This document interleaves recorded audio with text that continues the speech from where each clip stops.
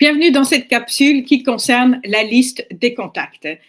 Et je sais que une des grandes inquiétudes qu'on a quasi toujours quand on démarre une entreprise Arbonne, c'est qu'on se dit, j'ai pas forcément le réseau qu'il faut, à qui est-ce que je vais bien pouvoir parler, comment est-ce que je vais pouvoir développer cette entreprise, alors que j'ai l'impression que je connais pas assez de personnes.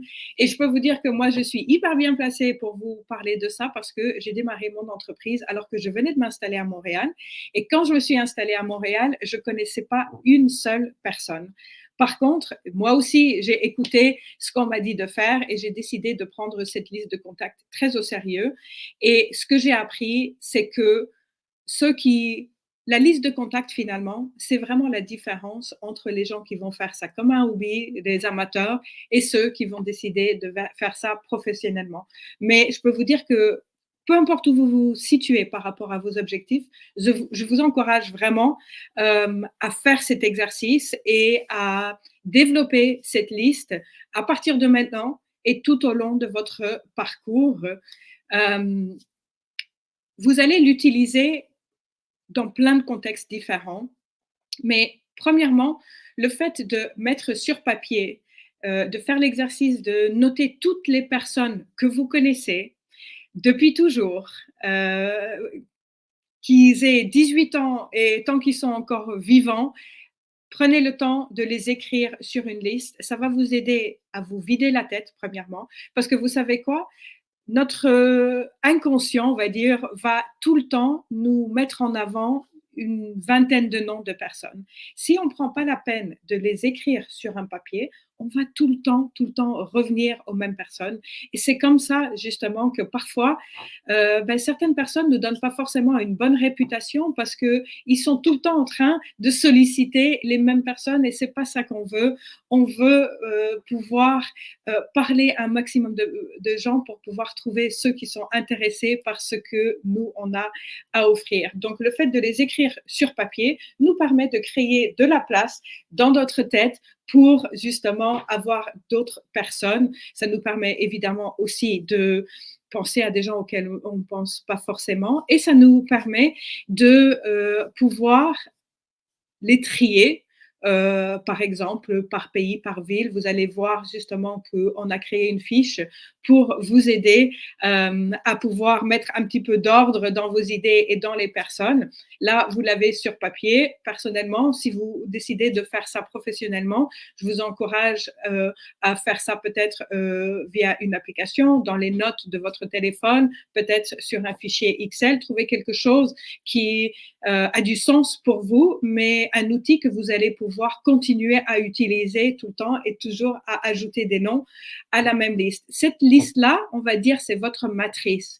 C'est celle qui va vous accompagner tout le temps. Et de cette liste-là, vous allez, par exemple, chaque mois, retirer des noms de cette liste pour faire des invitations aux différents événements que vous allez offrir, peut-être des rencontres en one-on-one. Voilà, ce que vous allez décider de faire, vous allez justement extraire des noms chaque mois par rapport à ça. Je vous encourage justement à mettre par pays aussi et par ville, parce que vous savez, on est déjà dans 6 différents pays et c'est pas toujours de se dire qui c'est que je connais dans un des pays où existe Arbonne, mais par exemple, moi, je vais prendre des personnes de ma liste de contacts qui sont en France. La France est à côté de la Grande-Bretagne et je peux très facilement demander à mes amis aussi qui sont en France de dire, mais est-ce que tu connais pas quelqu'un en Grande-Bretagne? C'est aussi essayer par la suite de trouver des liens entre des personnes. Peut-être que vous n'allez pas utiliser ça tout de suite. Si vous venez de démarrer, vous allez probablement commencer avec vos amis, les gens plus proches de vous, mais vous allez voir qu'avec le temps, ça va vous servir et vous serez hyper étonné non seulement de la quantité de personnes que vous connaissez, parce que vous avez vu que là-haut, on vous encourage à regarder non seulement votre famille, vos contacts, vos amis de sport, vos collègues, les professionnels avec qui vous travaillez, tout ça, vous allez voir que tout d'un coup, ce nombre va devenir tellement plus grand que ce que vous imaginez. Mais en faisant cet exercice-là, vous allez également commencer à réfléchir aux contacts de vos contacts, Donc, vos amis, famille, collègues et ainsi de suite, qui c'est que eux ils connaissent qui pourrait être intéressant? Ils vont aller sur la liste également. Et ensuite, ça va vous encourager à aller développer des nouvelles relations de différentes façons. Alors, vous allez voir qu'on va vous accompagner à travers ça aussi, évidemment.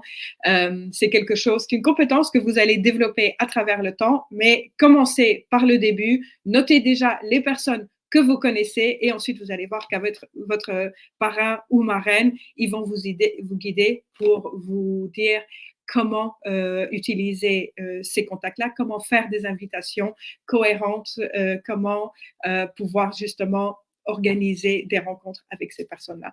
Donc, sur ce, ben, je pense que là, maintenant, vous avez déjà eu les premiers outils pour vous aider au démarrage de votre entreprise. Je vous souhaite tellement du succès. J'ai hâte de vous fêter et puis je vous dis à bientôt.